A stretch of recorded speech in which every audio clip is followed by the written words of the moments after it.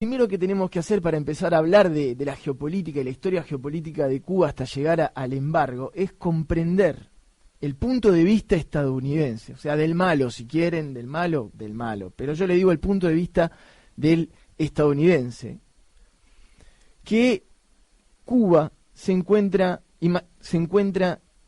a una distancia que ningún otro país se encuentra, son 150 kilómetros. Usted pregúntele a Moscú si a 150 kilómetros de su territorio le gustaría tener una base de la OTAN. Fíjese el lío que está habiendo en Ucrania. Y Estados Unidos lo tiene ahí. Si usted fuese estadounidense, y le preocuparía un poco lo que pasa ahí. Y si encima como antecedente tenemos que alguna vez hubo misiles. Misiles soviéticos. Sí. Es muy importante, misiles soviéticos, es muy importante entender que para Estados Unidos Cuba es seguridad nacional, porque hay que remontarse a la historia. Cuando Estados Unidos se asienta como potencia del nuevo continente, llega un momento que tiene resuelto más o menos, antes que la mayoría de los países, las cosas a nivel interna, y pueden empezar a ver a nivel externo y hacer los primeros ambiciones geopolíticas de Estados Unidos. Entonces, cuando usted ya está afianzado, dice, bueno, a ver, lo primero que es más importante es que no me invadan. Porque usted está con esa mentalidad, que no me invadan. Para que no me invadan, ¿qué tengo que hacer? Tengo que llevar las posibilidades de conflicto de otras naciones lo más lejos posible de donde yo estoy. ¿Estamos de acuerdo? Entonces usted empieza a empujar y dice, bueno, voy a hacer una línea que va a marcar a partir de cuántos kilómetros yo estoy seguro. En esa línea entraba la mitad de México, de lo que es actual, entraba Cuba, entraba Puerto Rico, entre otros, y Estados Unidos dice, ok, estos 4 lados forman parte de mi seguridad nacional, ¿cómo voy a hacer yo para controlarlos? Y ahí empieza la importancia de la historia de Cuba. Estados Unidos compra la Luisiana a Francia, ¿sí? A Napoleón Bonaparte. Después, en el 50, mediante una de las peores derrotas que ha tenido México a nivel militar, pierde casi la mitad de su territorio en el Tratado de Alta California, precio simbólico, terrible lastimadura que tiene. Y después, una vez que ya tiene resuelto la parte continental, dice, bueno, ¿y ahora por dónde pueden llegar? Por las islas. Por mar. ¿Qué pasa con nuestras islas? La historia dice después que, bueno, entonces, justo cuando él empieza a mirar, cuando Estados Unidos empieza a mirar para afuera, se empiezan a dar las guerras de independencia en el continente. Y justo cuando empieza a mirar para afuera, se empiezan a dar los procesos de independencia en Cuba, en Puerto Rico, etcétera, etcétera. Entonces lo primero que hace Estados Unidos es interesarse a lo que pasa ahí adentro. Cuba entra en un proceso de libertad, ¿sí? De independencia, totalmente apadrinada por los Estados Unidos, y detrás del proceso de independencia, Estados Unidos se instala y ocupa militarmente en 1899 hasta 1902, Cuba. Después se retira de Cuba, pero con una enmienda muy particular. Esto es muy importante que la gente entienda lo que es la enmienda Platt para la historia geopolítica. Dice, bueno, está bien, ustedes hagan lo que quieran, pero en su constitución tienen que agregar estos 3-4 puntos, que es la enmienda Platt. Esos 4 puntos subordinaban totalmente a Cuba de pies a cabeza. Decía, si Estados Unidos considera que Cuba se está convirtiendo en una amenaza para la seguridad nacional, Estados Unidos tiene derecho a invadir Cuba. Más claro que eso necesita, Pablo. Está en la Constitución cubana, entonces estaba en la Constitución cubana esa cadena, ¿no? Es territorio estadounidense. Literalmente. Entonces, después está esa enmienda. Entonces Cuba es como otro país, pero es un país, es como Puerto Rico. Estados Unidos anexa de alguna manera a Puerto Rico y respecto a Cuba le clava esta enmienda. Entonces Cuba dice, ya está, tenemos derecho a invadir cuando nosotros queremos, es nuestro. ¿Estamos de acuerdo? Cuba pertenece a Estados Unidos. Se produce en Estados Unidos la ley seca, ¿sí? 1919, ya venía del siglo pasado, se produce la ley seca, Entonces se prohíbe el alcohol, la diversión, se prohíbe el alcohol y se produce una demanda muy, muy, muy, muy grande, porque la ilegalidad genera fortunas. Entonces, de repente, todos los políticos, todos los que tenían plata, dicen, uy, ¿y ahora dónde hacemos la fiesta? Ujú. Hasta que a uno se le ocurre y dice, pero si Cuba es otro país, podemos hacerlo en Cuba, no es lo mismo constitucional. Entonces, ahí de donde viene el garito, el famoso garito en el cual se convierte en un burdel. Así, Cuba era un burdel donde dominaba todo. Usted, todo lo que no podía hacer en Estados Unidos, lo podía hacer en Cuba, usted podía hacer lo que quería. Claro, casinos libres de impuestos, prostitución, bueno, todo drogas, todo. joda, vaya a saber las cosas, por supuesto ahí estaban las mafias.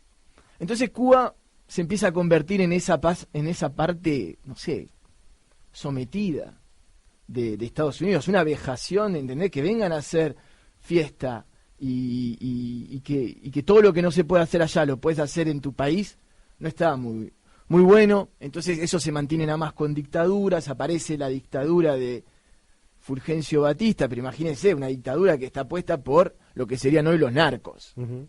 En ese entonces era la mafia, y de repente, por esas vueltas que tiene la vida, se le infiltra a Estados Unidos una guerrilla que desembarca en Cuba. Se le va la cosa del control, pero en todo momento ellos tenían la enmienda Platt. Claro. Bueno, vamos a dejar a ver qué pasa, porque lo que estaba antes no estaba muy bueno, hasta que se dan cuenta que se metieron unos locos ahí y que de repente lo que era de ellos ya no es, y para Estados Unidos eso es inadmisible en cualquier tipo de... Ideológicamente, geoestratégicamente, Cuba es un error en la Matrix. Claro, Cuba luego esa revolución declara el carácter socialista del proceso y ahí se rompe todo tipo de posibilidad de diálogo entre un país y el otro, ¿no? Cuba ya pasa a ser visto como esa amenaza a la seguridad nacional que vos mencionás, pero también está esa cuestión del ego del americano, ¿no? Del yanqui, del norteamericano como dueño del mundo. Mientras vos hablabas, me fui encontrando con algunas cositas de aquellos momentos de esta historia y una carta de José Martí donde habla de la verdad sobre los Estados Unidos. Y decía en aquellas épocas, ¿no? Finales del 1800, es preciso que se sepa en nuestra América la verdad de los Estados Unidos. Ni se debe exagerar sus faltas de propósito, por el prurito de negarles toda virtud, ni se ha de esconder sus faltas o pregonarlas como virtudes. Dice después en la carta, lo que varía es la consecuencia peculiar de la distinta agrupación histórica de Estados Unidos. Es un pueblo de ingleses y holandeses y alemanes afines, cualesquiera que sean los disturbios, mortales tal vez, que les acarree el divorcio original del señorío, y la llaneza, que a un tiempo lo fundaron, y la hostilidad inevitable, y en la especie humana, de la codicia y vanidad que crean las aristocracias contra el derecho y la abnegación que se les revelan, no puede producirse la confusión de hábitos políticos y la revuelta hornalla de los pueblos. Martí ya veía que Estados Unidos, que aparecía en ese momento como un país libertario, ¿no? Porque rompía cadenas con Inglaterra, se presentaba como un estado casi revolucionario, empezaba a abolir la esclavitud. Bueno, ese bueno del continente, que todos veían, Martí ya advertía, ojo, que este va a ser el conquistador, va a ser el imperio del futuro, y el futuro no estaba tan lejos para Cuba. No estaba tan lejos, y también hay que entender estas cosas.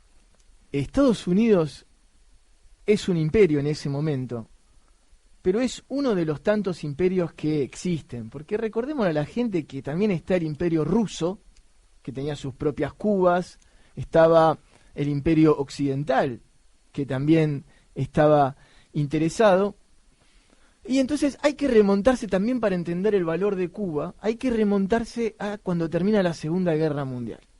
Cuando termina la Segunda Guerra Mundial, los grandes ganadores de la Segunda Guerra Mundial son Estados Unidos, Rusia e Inglaterra, póngale ahí Francia, que se agarró ahí a último momento. Los aliados.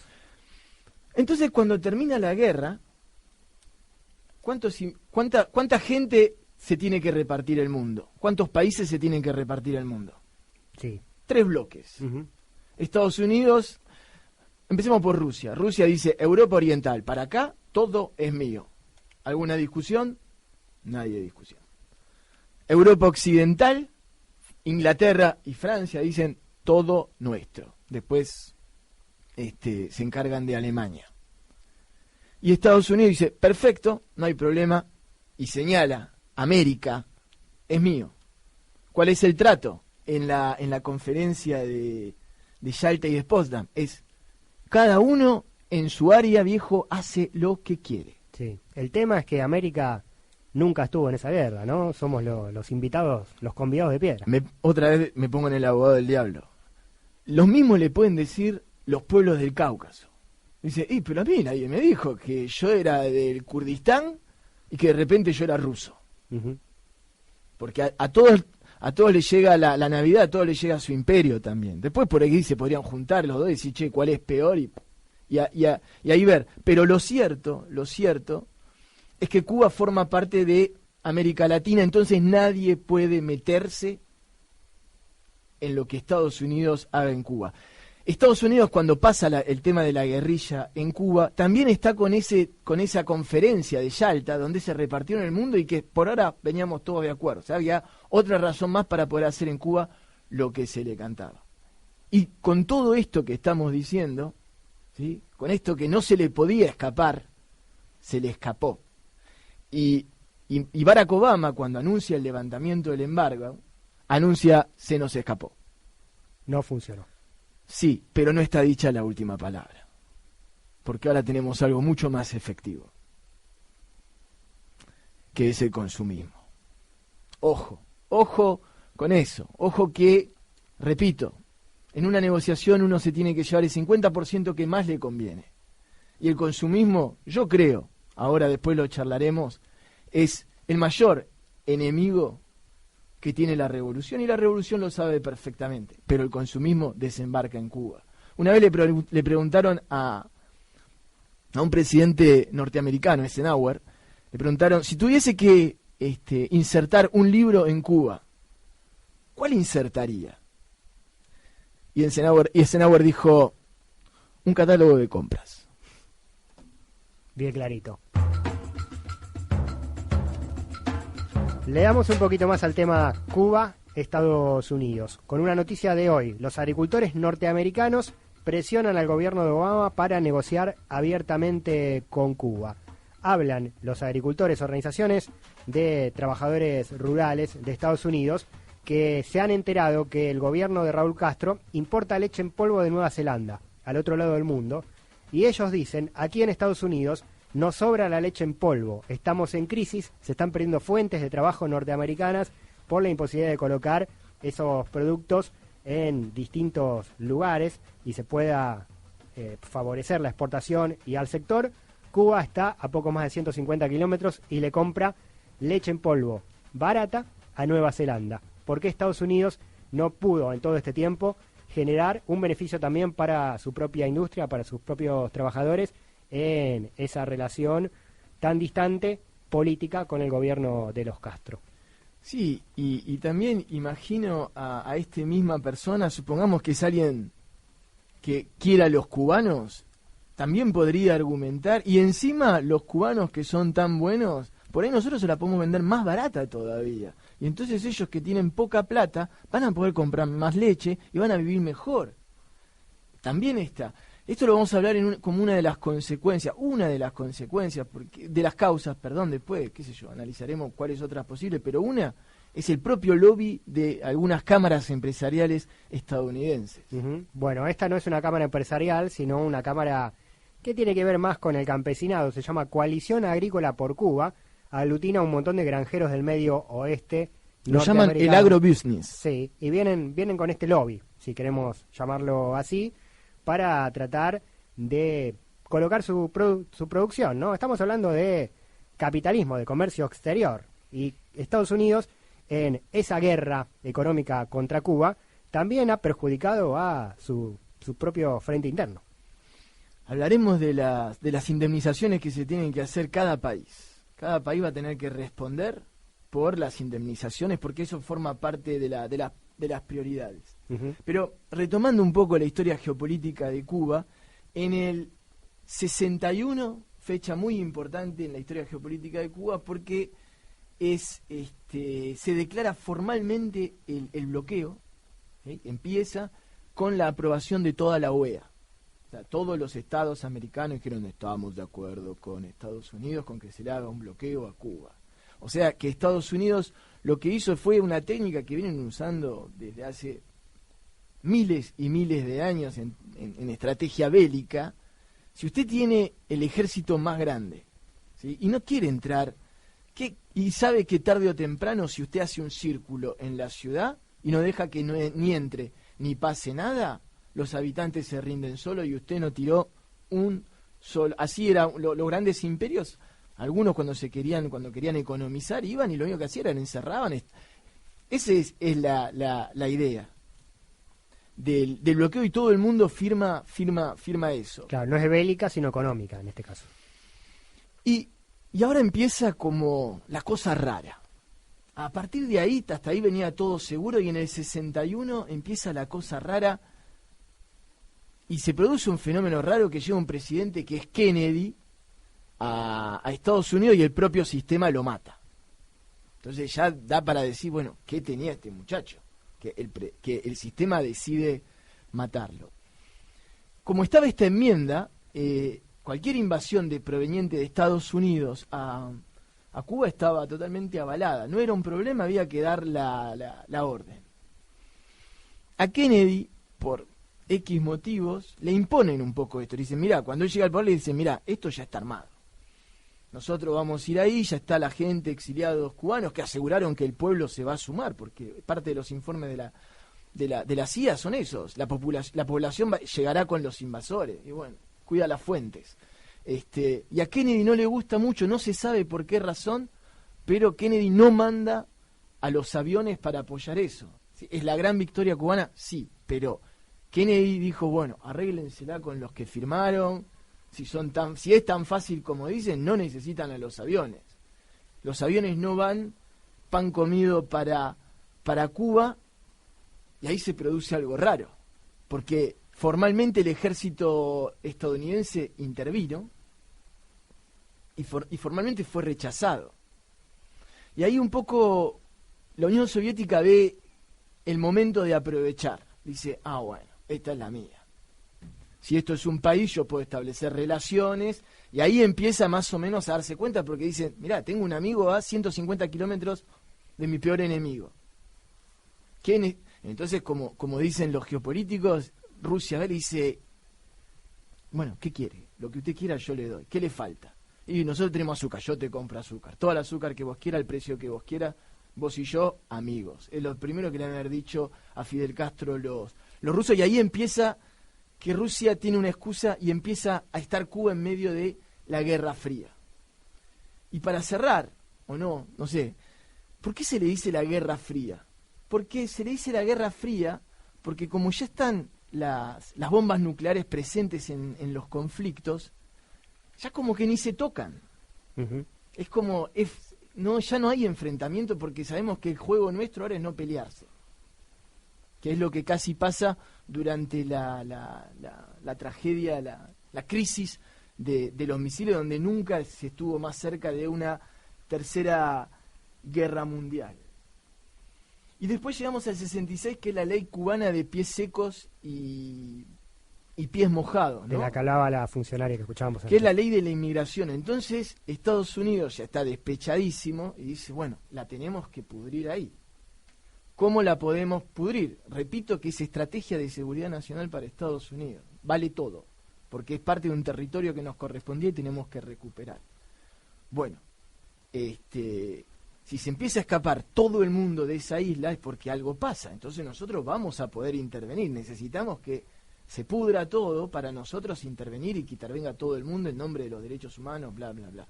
Una de las maneras que podemos mostrar es que la gente está mal y que la gente está desesperada por irse. Y ahí es cuando le ponen lo que dijeron la zanahoria, y le dijeron: toda persona que llega de manera ilegal y pone un pie en Estados Unidos, le damos la ciudadanía. Imagínense si hacen esa ley para los argentinos. Uh-huh. ¿Cuántos quedaban acá? Sí, para cualquier país. Cualquier país de cualquier lado del mundo, sí, de América Latina. Ahí es donde decíamos lo maquiavélico del plan. Es hasta hago que la gente se traicione se prostituya de alguna manera porque está regalado. Sí. Bueno, y lo maquiavélico de la respuesta de la contraofensiva de Fidel, que dice, sí, todos los cubanos que vayan a Estados Unidos van a ser recibidos, vació las cárceles y para allá fueron, ¿no? Y ahí está la gran película de geopolítica cubana, que es Scarface. Ahí en Scarface está muy bien representado el tema de lo que llaman el asunto Mariel. Pero esto es palo y palo, porque la respuesta de Estados Unidos, hoy estoy en enemigo, también fue terrible decir, nos mandan esto, entonces le vamos a decir a cada uno de los que llega que si se quiere quedar acá, nos tiene que hacer un favorcito. Y mi hijo vaya a trabajar contra el gobierno cubano. Entonces, de repente, Estados Unidos se encontró con un ejército de kamikazes, que generó atentados terroristas muy importantes y muy dolorosos en Cuba, y estaba el tema de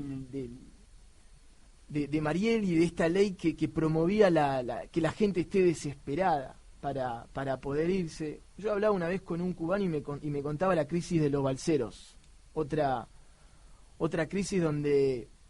Y me contaba las imágenes que veía. El tipo me decía, mira, imagínate, vos ves de acá son 10 cuadras, y vos mirás 10 cuadras. Imagínate todo esto, me decía, con familias enteras con un gomón y esperando su turno para intentar... La gente se despedía porque ya se sabía que la gente se podía morir, pero Cuba y ahí es donde entra lo más importante, que es cuando cae la Unión Soviética. Y ahí está la histórica dependencia cubana. Y cuando cae la Unión Soviética, entonces ahí Estados Unidos por primera vez en la historia se empieza a relamer y dice, esto ya está al caer. Es como el círculo romano, asirio, de cualquier imperio que decía, bueno, nos quedamos acá hasta que la gente se cuenta que no entra la comida, no entra más nada, van a abrir las puertas solos. Cuba ya estaba ahí en la recta final, ¿y quién aparece? Justo ahí, como en las películas, cuando el último suspiro que se está por caer y de repente lo agarra de la mano alguien, lo agarra Hugo Chávez a este Cuba hundiéndose, y lo hace sobrevivir milagrosamente, y llegamos entonces al momento del levantamiento del embargo.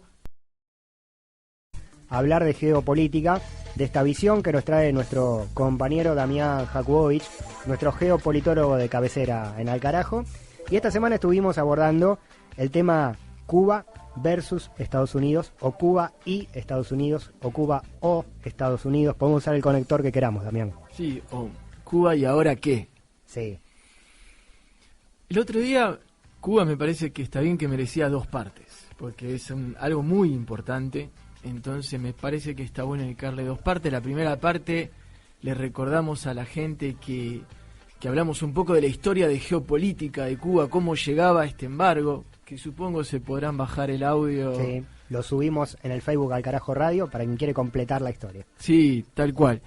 Y ahora vamos a hablar un poco del embargo, ¿sí? Contamos cómo se llegó hasta el embargo ahí medio en la zozobra. Entonces, si uno empieza a hablar del embargo de Cuba, uno señala dos fechas muy importantes. 1961, donde ahí es aprobado en una decisión muy polémica de todos los estados americanos. Después de que Cuba declara el carácter socialista de su revolución.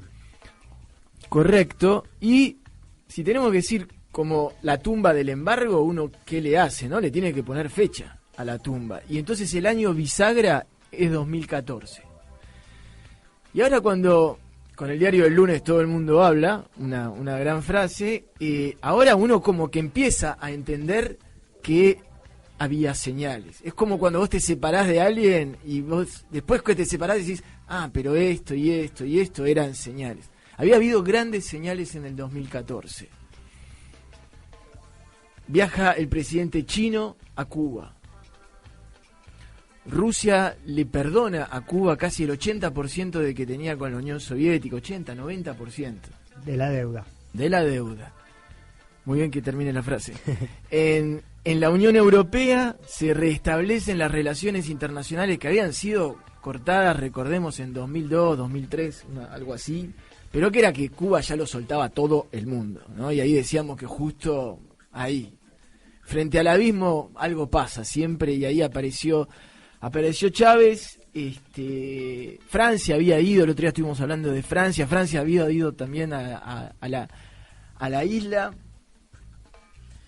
y entonces eran como muchas señales que bueno, y después finalmente el discurso de Obama, el histórico discurso de Obama: somos todos americanos. Uh-huh. ¿No? El Abya Yala está convocando Obama. El Abya Yala es todo el continente, desde creo que Canadá hasta la Tierra de Fuego. Sí, eso de nuestra visión lo podemos querer tomar de esa manera, ¿no? Pero también siempre estuvo esa visión americana de los norteamericanos, considerando que todo el continente les pertenece, ¿no? Vos hablaste de eso la otra vez también.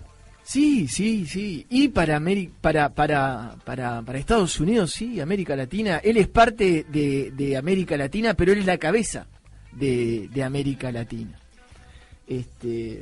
Por eso es la importancia siempre de la consolidación del bloque regional suramericano, que por lo menos ahí 12 estamos todos de acuerdo. Entonces está bueno de consolidar. Pero bueno, yo creo que está bueno analizar las causas del embargo. Ya hablamos de las señales, ahora pasar a hablar de las causas, hablar de qué es lo que se está negociando concretamente, porque se restablecen, eso fue lo que dijo Obama, a partir de ahora se restablecen las relaciones diplomáticas, y cuando habíamos dicho que cuando se restablecían las relaciones diplomáticas se producía una negociación. ¿Qué es lo que se está negociando? Se negocian cosas oficiales y se negocia, como siempre, lo que se llama en el lobby, ¿no? O sea, fuera cuando ya se fueron todos los traductores, o queda nada más el traductor de confianza, salió la prensa, salió todo, las negociaciones oficiosas, y después ver también cuáles pueden ser las consecuencias de este levantamiento. Hay cosas muy positivas y hay señales de alerta muy importantes para la revolución, pero está hecho y ahora hay que hacer de la mejor manera. Totalmente. En cuanto a las negociaciones, la primera de ellas ya estaba cerrada antes de los anuncios. Ni bien tanto Obama en Washington como Raúl Castro en La Habana anunciaron el acercamiento para restablecer relaciones, se anunció simultáneamente la liberación de los 3 cubanos que quedaban presos en Estados Unidos, y también la liberación de un llamado terrorista que estaba preso en Cuba, que fue devuelto a los Estados Unidos, ¿no? Hace casi intercambio de prisioneros que hicieron ambas partes. Sí. Si uno va, entonces, porque sí, esa es una de las consecuencias y de las causas, a la vez, y de las señales también. Yo creo que si uno analiza entonces las causas, se encuentra como 4 ejes ahí donde uno puede ver que hay influencia. Primero, la presencia de Obama. El hecho de que Obama esté en el poder, ese error en la Matrix de que un presidente negro de repente se encuentre en el poder y salve a Estados Unidos de la peor crisis de su historia. Sí, negro, demócrata y con apellido medio musulmán. Medio musulmán, Barack Obama, que además vivió 7 años en la India cuando era chico y jugaba con los chicos pobres medio una cosa muy rara. Entonces, a Obama le pasa lo que le pasa a mucha gente en la política de Estados Unidos, que llega encima a su segundo año le quedan 2 años y nunca vino peor en la historia un presidente demócrata, todo el Senado en contra, le quedan 2 años, pierde las elecciones y por primera vez, y esto es muy importante entender, Obama está libre de demócratas y libre de republicanos, y ahora dice: esta es la mía. Después, porque es bueno, porque quiere quedar en la historia, eso uno no está en la conciencia del presidente, ¿estamos de acuerdo? Entonces, Obama está libre y ahora Obama puede hacer cosas raras. Uh-huh. Y establece las relaciones con Irán, que Irán es una especie de... También, es casi... A nivel de Medio Oriente es casi el levantamiento del embargo de Cuba, es lo mismo, más o menos. Después hay muchas diferencias, pero digo, a nivel de importancia geoestratégica es muy importante. Después hay otro tema, que Obama tiene margen de maniobra en política exterior. Él puede ir y puede hacer los famosos decretos y dice: bueno, ya no voy a pelear 10 días, 15 días como peleé para la ley de la salud. Ahora en política externa yo digo: bueno, puedo hacer esto y muevo cosas. Después hay otro tema muy importante, que es la integración regional latinoamericana. Ha tenido logros muy importantes. uno de aquellos logros, y eso también es otra de las causas, es que este año se hace la Cumbre de las Américas en Panamá. Y la realidad era que por primera vez en la historia se corría un serio riesgo de que si todo seguía así y Cuba no era aceptado y no era invitado como miembro pleno, iban a quedar muchísimas sillas vacías. Sí. La mayor cantidad de sillas vacías. Le voy a decir un dato. Me gusta jugar con la centro derecha y la centro izquierda. Juan Manuel Santos, él había anunciado que si Cuba no iba, él tampoco iba. Un presidente de centro derecha, podríamos decir.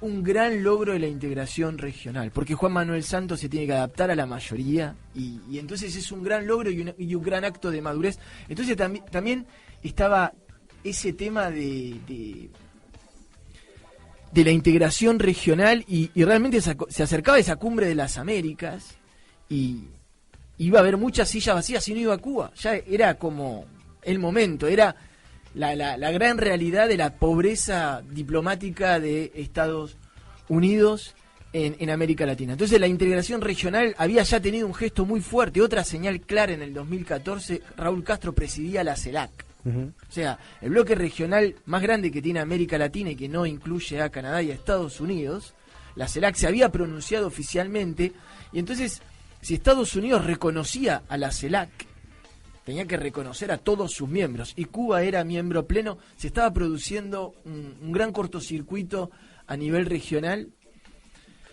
Después, el otro tema es que realmente Obama, por ahí, en un acto de sinceridad o no, repetimos, uno no está en la conciencia, pero mucha gente decía, escúchenme, si Arabia Saudita, porque esto es otra cosa, perdón, de las cosas que se están negociando, que es sacar a Cuba de la lista de terroristas. De países terroristas, una gran, pero todo el mundo ha reconocido que es una de las mayores cosas más absurdas que ha habido, habiendo países como Cuba, Estados Unidos teniendo relaciones con Egipto que viene de hacer desaparecer a miles y miles, ha producido un genocidio en Egipto, uh-huh. ¿Sí? Con los hermanos musulmanes. Sí, bueno. Ha sido un golpe de Estado y es un régimen totalmente dictatorial. Le puedo decir Siria, le guste o no, Bashar al-Assad, también Arabia Saudita. Arabia Saudita es la gran espina para Estados Unidos, porque más dictatorial, más vejador de los derechos humanos con las mujeres, con las minorías, no hay, y las relaciones de la Unión Europea y de Estados Unidos son excelentes, sí, con la Arabia Saudita. Arabia Saudita es el único país de Medio Oriente que Estados Unidos no denuncia como terrorista y como violador de los derechos humanos, curiosamente. No nos olvidemos de Turquía también, gran aliado norteamericano, donde Estados Unidos tiene sus bases militares mirando al este. Turquía, un estado genocida, el genocidio armenio no reconocido en las Naciones Unidas por el veto permanente de Estados Unidos a favor de Turquía. Sí, pero también yo diría, como sentido positivo de la integración regional, la Unión Europea uno le puede criticar 10 millones de cosas, así que está bueno reconocerle también. Uno de los grandes problemas que tiene Turquía para entrar a la Unión Europea es que no reconoce el genocidio armenio. Ajá. Eso es indiscutible. Pero bueno, volvamos a Cuba. Hablábamos de las causas, hablábamos de los lobby empresariales y de multinacionales de Estados Unidos. Hablábamos del lobby del agrobusiness con las cooperativas, con las empresas. Estaban también un montón de empresarios, usted decía muy bien el tema de la leche, lácteo, carne, que ven en Cuba un negocio del cual están aprovechándose China, del cual se está aprovechando Brasil, del cual se está aprovechando, entre comillas, ¿no? Aprovechando Argentina, Canadá, y había una parte del lobby republicano muy importante que se estaba quedando afuera del negocio. Otra de las causas que uno tiene que decir es lo que se llama la evolución interna de la diáspora cubana, así con ese nombre medio difícil, que es el cambio generacional que se produce en Cuba. La gente que estuvo en el momento que vivió la revolución y que algunos sufrieron, se tuvieron que ir, que es muy doloroso y todo eso, empiezan a ser minoritarios y son las nuevas generaciones las que ya nacieron así, con Cuba así, que todo el mundo cuando ellos viajan lo molestan con Cuba. Cuba se ha provocado se ha como convertido en un problema ético. Entonces hay un cambio generacional. Los demócratas hicieron una encuesta muy simple y se dieron cuenta que abajo de los 40, todo el mundo, todos los cubanos votan demócrata. Y entre las posturas de los demócratas está el tema de Cuba, que ya lo ha intentado Bill Clinton. Cambio generacional muy importante. Otra causa importante, la Iglesia Católica. Chan, chan. Francisco, pero antes había sido el otro papa, había sido Juan Pablo II, que dijo la famosa frase, fue a La Habana, y pronunció la famosa frase, Cuba se tiene que abrir al mundo y el mundo se tiene que abrir a Cuba. Fue y lo reconoció, y siempre la Iglesia, el Vaticano, ha reconocido la injusticia del embargo que sufre Cuba y lo ha denunciado. Uno, como siempre puede hablar muchas cosas que a uno por ahí no le parecen bien del Vaticano, pero están estas cosas.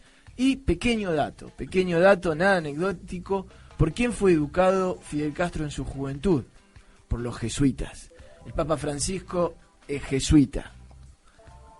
Está más que claro que ha sido un peso muy, muy importante, porque uno de los mayores representantes que tiene la oposición, pero que el gobierno cubano siempre ha respetado y reconocido, es la Iglesia Católica. La Iglesia Católica siempre ha sido el interlocutor en el cual el gobierno podía confiar si quería hacer las cosas más o menos como corresponde. Entonces, la Iglesia Católica ha jugado un rol muy importante. Y después también ha habido algunas cosas también que del lado de Cuba dijeron, esta es la nuestra. Esta es la nuestra porque hay un presidente negro, una atrofia, en el sentido de un error en la Matrix, hay que aprovechar los errores en la Matrix. ¿Ya se acuerdan que había habido un saludo de Obama con Raúl Castro en una cumbre? Si un presidente, delante de toda la cámara de televisión, le da la mano a alguien, es que si se reúnen los estados, el presidente de Estados Unidos saluda a otra persona de otro estado, o sea, ya está. Fue el gran gesto. Y estaban como todas esas causas, señales que uno decía, bueno, si uno hubiese estado atento a la historia no tendría que haber sorprendido a nadie. Yo me imagino que Putin, el presidente chino, la Unión Europea ya sabía que se venía eso, por eso los gestos como diciendo, bueno, en Cuba también uno puede ver el lado económico. Muchachos, en Cuba se armó la fiesta, el que apuesta gana, porque tiene unos recursos humanos infernales, en el buen sentido, entonces tengo que decir celestiales, y tiene todo para hacer a nivel de consumo. El capitalismo está feliz. Sí, esa es la parte de esta historia en la cual, bueno, muchos intelectuales y pensadores cubanos están poniendo el ojo de atención, ¿no? Que no se venga el aluvión consumista a Cuba y se nos caiga una construcción ética, moral, ideológica, social, que durante todo este tiempo se sostuvo y se sostiene con vaivenes, con imperfecciones, con contradicciones, como todo sistema, pero esa línea puede torcerse, ¿no?, en este viaje. Sí, estoy totalmente de acuerdo con ese análisis, y me parece que hay una frase que lo resume muy bien, que para Cuba tiene grandes pensadores, grandes críticos, y como que siempre se decía que Cuba, el remedio y el veneno vienen en el mismo frasco, porque es la apertura. No le queda otra. Cuba se tiene que globalizar, y esto lo ha dicho Raúl Castro en muchas oportunidades, frente al abismo uno tiene que cambiar, si no uno va derecho al abismo. Y entonces es como una consecuencia de esta globalización, y justamente entre las negociaciones que habíamos hablado, bueno, está la embajada de Estados Unidos en Cuba.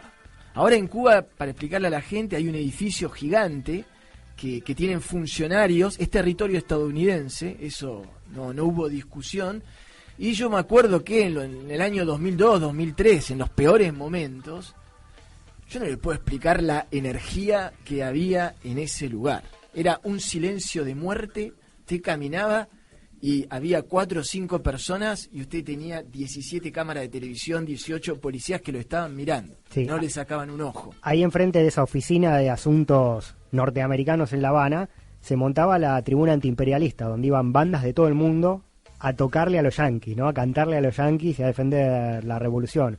Bandas como por ejemplo Audioslave, Rage Against the Machine, Sepultura, estamos hablando de bandas de el mainstream americano, ¿no? De alguna manera, que sin embargo iban ahí a romper el bloqueo y a cantar contra Estados Unidos en esos actos, contra ese edificio frío que decís vos, que representa mucho. Sí, sí. Y por ejemplo, otra de las cosas que se va a negociar y que se está negociando son el tema de las nacionalizaciones. ¿Por qué el tema de las nacionalizaciones? Porque cuando la guerrilla de Fidel Castro toma el poder y se convierte en gobierno, se producen nacionalizaciones. Y se producen dos tipos de nacionalizaciones. Una a empresas extranjeras y otras a empresas nacionales, vamos a decirlo, o sea, a cubanos y a extranjeros. Cuando Cuba nacionaliza por distintas razones en que no tenemos tiempo, la ley es muy clara. Cuba considera que los cubanos se fueron, dejaron sus cosas, por lo tanto las cosas le pertenecen al Estado, y en eso Cuba es bastante inflexible. Para los cubanos no va a haber indemnizaciones. Para las empresas nacionales, que fueron nacionalizadas, las empresas extranjeras, Estados Unidos nunca aceptó la indemnización, porque reconocer la indemnización era reconocer el no lugar de lo que estaba haciendo. Claro, la legalidad de la estatización. Exactamente. Y entonces, en este sentido, Cuba está dispuesto en la negociación, ahora le estamos contando de qué se está negociando. Cuba dice, bueno, yo estoy dispuesto a indemnizar a las empresas estadounidenses por el proceso de nacionalización que sufrieron. Lo hizo Argentina en sus nacionalizaciones ahora en la época kirchnerista. Hay una indemnización que se paga. Perfecto, Estados Unidos lo va a aceptar, después se negociará el monto, pero ojo, dice Cuba, porque hasta ahí todo bien, pero yo también voy a querer yo en el pago de esa indemnización, yo voy a querer un resarcimiento por parte de alguna de las partes del gobierno de Estados Unidos o de la empresa, porque a mí quien me indemniza el bloqueo, que a mí no me permitió trabajar, etcétera, etcétera. Eso es mucha plata que ustedes también me deben. Se va a discutir, no va a ser lo primero, pero se va a discutir de Guantánamo, muy importante, las Malvinas que tiene Cuba en su territorio, es exactamente lo mismo. Se va a discutir de drogas, ya se está discutiendo del tráfico de drogas en Cuba. A ver cómo se puede cooperar, cómo se puede charlar. Existe, es leve, pero existe. Y se va a discutir algo muy importante que es de Internet. Internet, Cuba se va, para explicarle a la gente, Cuba se va, seguramente lo que dicen los geopolitólogos es que va a ser el modelo sino-cubano. Va a ser un socialismo a la global. ¿Sí? Que es con un PC que sigue controlando un buró. No es una democracia. O sea, es un buró de X cantidad de personas que, por ahí después, del buró para abajo, es muy democrático. El buró no se negocia, que es exactamente lo mismo que el sistema democrático. O sea, no es ni mejor ni peor. Es distinto. Es distinto, es otro sistema, pero gobiernan pocos y es igual que todos, lo cual Estados Unidos le acepta a China, ¿por qué no se lo acepta a Cuba? Otra de los... Sí, acepta los califatos de Medio Oriente, ¿por qué no acepta? Aceptamos a Arabia Saudita, claro. Aceptamos a China, aceptemos a Cuba, más si está tan cerca. Y el tema de Internet, que Internet es todo un tema, porque el tema de las minorías para el gobierno de Fidel Castro ha sido siempre una espina en el régimen, el tema de los homosexuales en Cuba. No era fácil durante la revolución ser homosexual. Esto es una realidad que es una realidad que es difícil pero porque nadie es perfecto y todo gobierno tiende a mejorarse y todo gobierno tiene deudas internas que no existen los gobiernos perfectos, pero el tema de las minorías ha sido la gran espina y es algo donde Internet, uno sabe porque lo hemos charlado, lo favorece mucho. Entonces va a haber también una demanda de identidad y harán un Internet controlado a la China. Usted va a China y no puede buscar lo que usted quiere. Nosotros siempre nos quejamos de los Estados Unidos y los imperios. Digo, bueno, mire, yo le ofrezco imperio ruso, imperio chino, vea lo que pasa con Internet ahí. Pero uno sabe también que toda la información pasa por Estados Unidos. Exactamente. Entonces, bueno, está todo eso en la negociación y ahora vamos a hablar de lo que va a pasar. ¿Qué va a pasar después de este bloqueo? Que es muy difícil porque todo es posible. Todos los funcionarios, no estoy hablando ni de Fidel Castro ni de Raúl Castro porque uno no es un grande en la historia o un peso pesado para poder tener un diálogo mano a mano por ahora con eso, pero uno va y habla con todos los funcionarios y la misma inquietud respecto al futuro de los funcionarios tiene que haber un relevo en Cuba.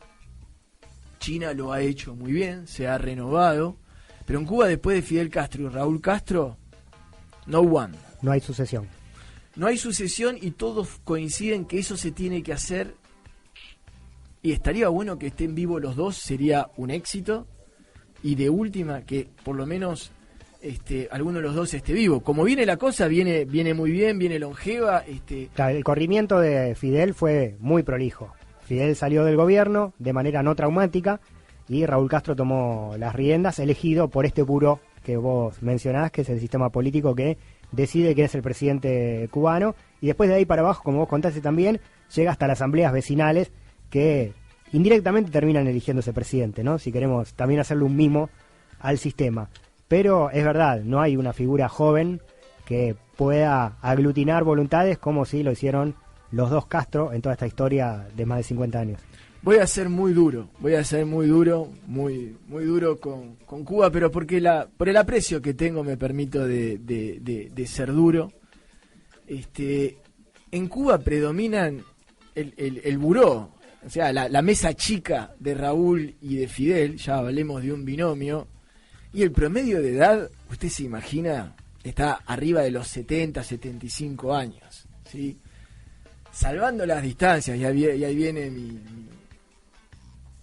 mi desacato, es lo que pasa con muchos, cuando uno analiza diferentes grupos de poder y ve que no hubo transición, uno analiza el sindicalismo en la Argentina, que es de lo que uno conoce, y uno ve que también la mesa chica, el más joven, tiene 60 años y lo llaman pendex. Sí.